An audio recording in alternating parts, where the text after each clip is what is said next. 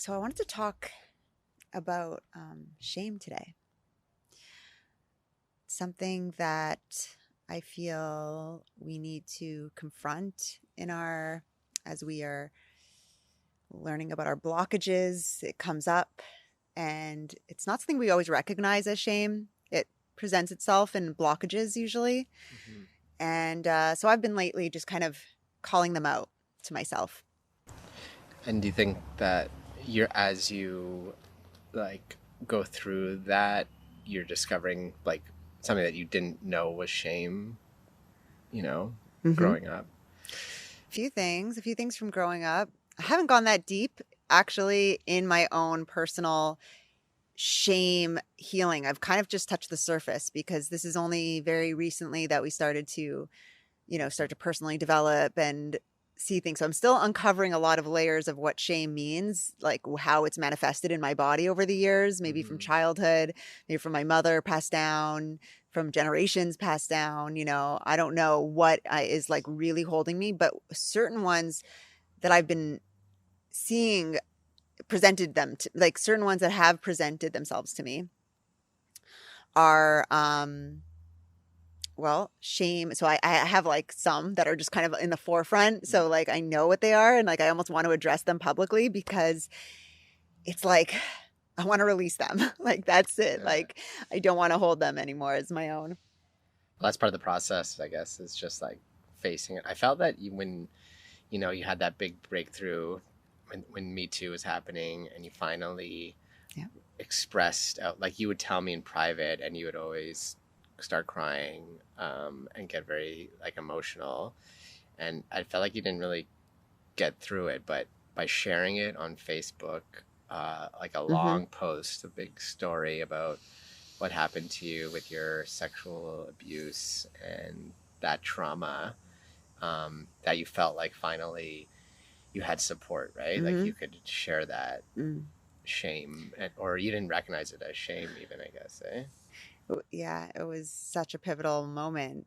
It's almost cliche to say it because it's almost like I bet there's so many people who can probably relate. I mean, that time was very triggering for anyone who had been holding that in, and then that opportunity to feel that collective support, like you said, to share that and to use it was like an opening of my throat chakra. Yeah, because like on Facebook, it was almost like you could just get it out. Like as long as you're talking about it, that's like the first step is to just I, get it out. yeah, I went from never, I mean, I had told people one off, right? Like, I guess I had told you and I had told some people, but it's never something that had been open, like I'd never, it was still like a dirty secret. And Yeah.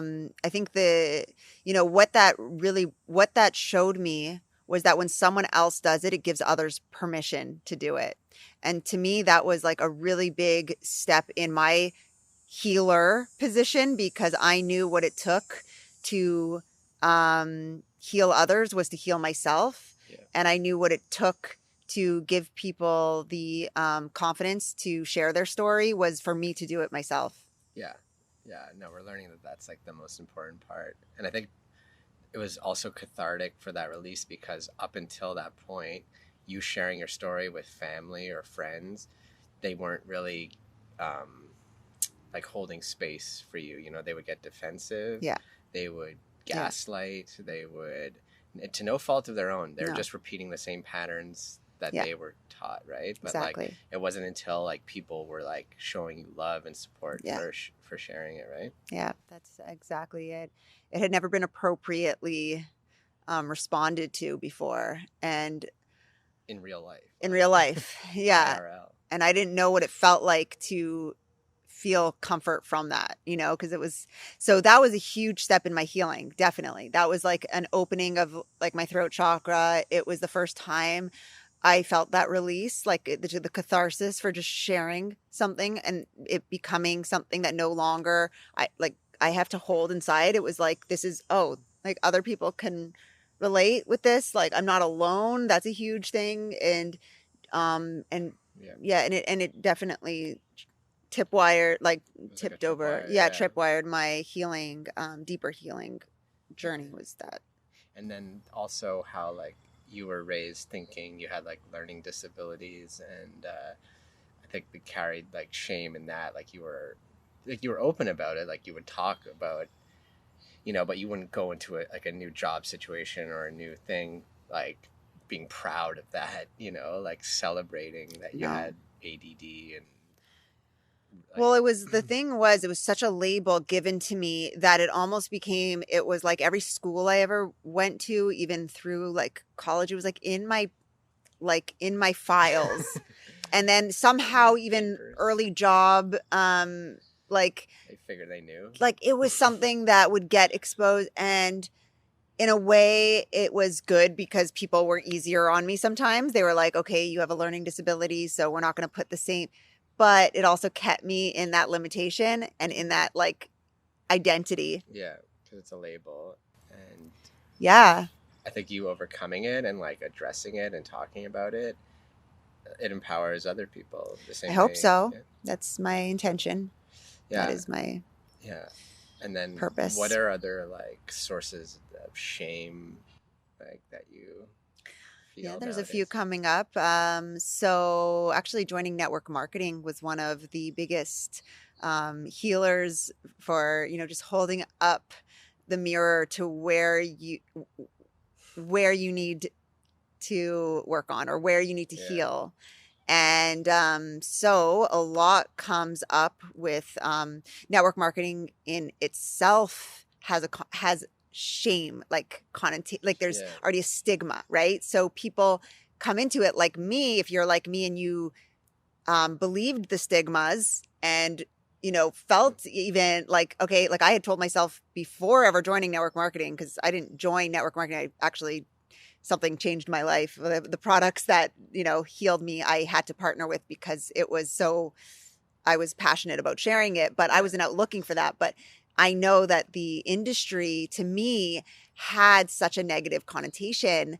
And I know so many people, I recognize it when other people have that blockage. Yeah. And I recognize myself after joining it, like knowing that how I would be received, always Yeah. having the back of my head that I was like, get away from me if you're a network marketer, and people's rejections, like you're exposing yourself. Like if you have any wounds of rejection, Yeah. of not fitting in, or like all these things are just, it's like Out so in the raw. open. Yeah. It's so raw, but there's so much around network marketing that we're healing also as you know, because the industry is beautiful. It's just been like hijacked by some like scammy kind of things, but or maybe some pushy sales tactics and other reasons why actually it's not even that. It's actually the brainwashing of like the capitalist, like that made us like really fear it and not learn it in university as even a like Viable. respectful. Yeah. Exactly. Yeah. So there's a lot of reasons why there is shame around that, but that's been a really big healer to explore and to navigate our way out of Yeah. that. Like overcoming all those like preconceived notions about it and like dealing head on, because we know like we're surrounded by family, friends, like people in our past who like look at it as like, okay, so you guys have like become the lowest common denominator of like making money is like MLMs, like really, like, and we're Yeah, supposed to be supportive of that. And it's the opposite. it's the Like, reality. yeah, We can't like it's like people come this out is how we've been.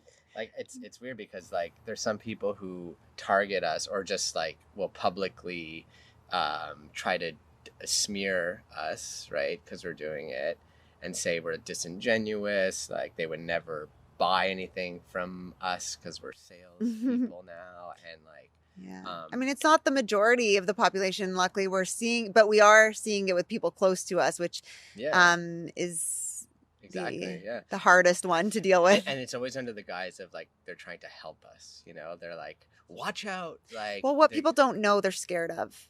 yeah, exactly, yeah, And yeah, we were the same. And that's what we always have to remember is like, I'm always just trying to go back there to, I don't know if I would be open to hearing about, even if it was something that saved my friend's life, if it was an MLM around it, there's, I don't know if I didn't have the experience I had coming into it. So, Yeah. but it's up to us to educate people on this, on what it really is. And that's where the responsibility, we're like pioneers. And I think in order to take it to the level that it really does deserve to get to and need to get to, it's to be the messengers of what, like, first of all, of releasing the shame that is Right. energetically around this industry. So that's Yeah. what I feel we're called to do, is to help shed some of that shame collectively, and just do Right. our part to shed that shame. It So, serves nobody. We have a butterfly visitor, oh, that's or it okay. might be a moth. That is exactly it. Because what happened with your past shedding of of shame was that it empowered others to do it, and it helped you just like deal with anything. It made you like bulletproof, Yeah, right? definitely. We need to strengthen, you know, diamonds are made under pressure. So, in order for greatness, we have to put in the work. If we deserve it. And so we're our best investment. We need to put it Yeah, you have to be into, ground to the heat and pressure and being knocked around get and our, all our practice in. Like, this is like training.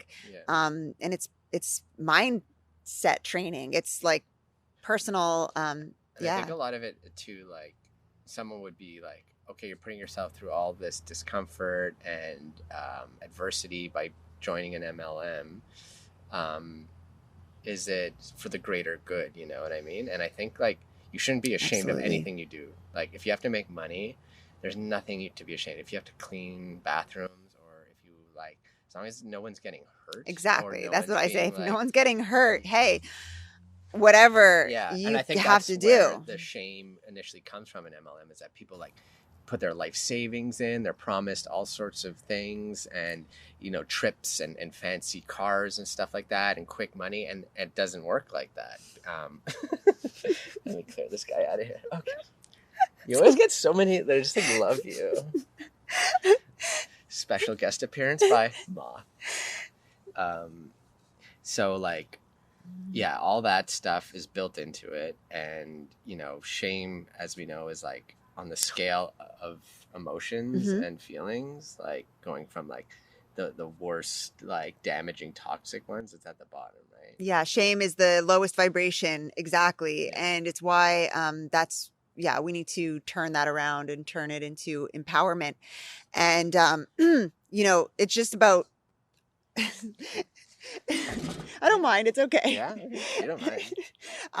It's very flappy. It is a little flappy, but so there's also so much shame in the wellness and healing world. Is this my hair?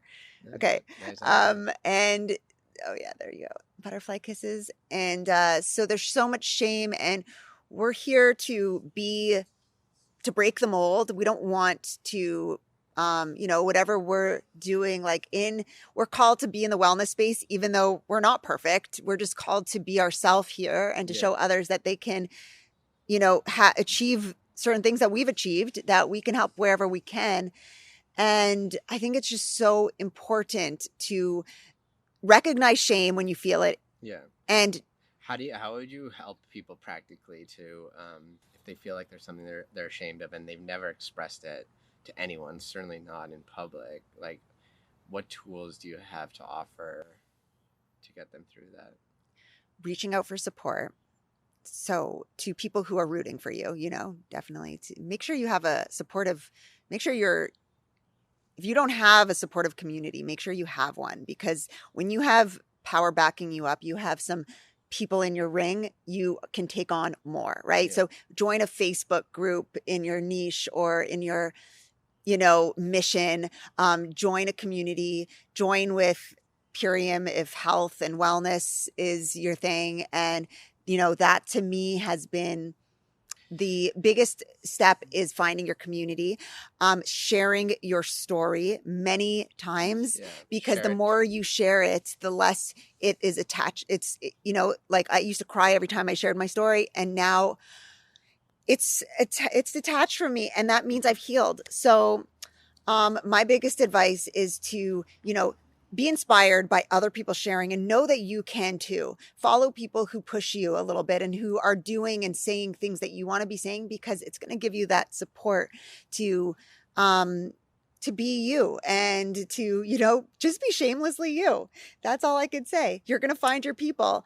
So, don't be scared. It's always scary to take that first plunge, but be brave and go out of your comfort zone and stand in your power. Always be learning, always be gentle with yourself in the process of healing and growing, and not to judge others, not to judge yourself, especially. And do you think if someone didn't have anyone to reach out to or didn't want to go into a group, they could come to you personally? Absolutely. My inbox is always open, and we're here, and I'm a safe place. Like, I have talked about this a lot. This is something that I feel very passionately called to do, is to be there for different versions of myself, other people who are, in places that they don't feel supported, and they don't feel they belong. So it does feel I'm my door's open. So yeah. Yeah, you're not alone out there. No, share your story and stand in your truth. No shame.